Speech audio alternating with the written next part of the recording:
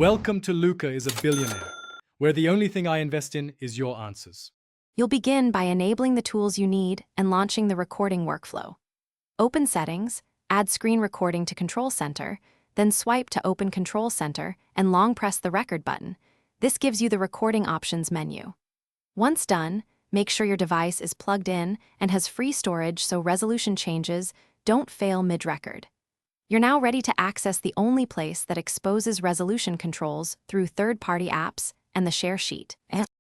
You need to route the iPad display through QuickTime on a Mac or a supported app because iPad OS lacks native resolution controls.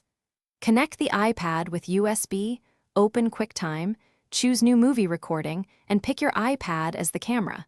QuickTime lets you choose 720p or 1080p by adjusting the recording size.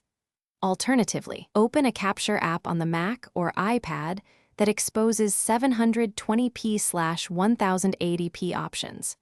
This step converts device output so you can control final resolution reliably.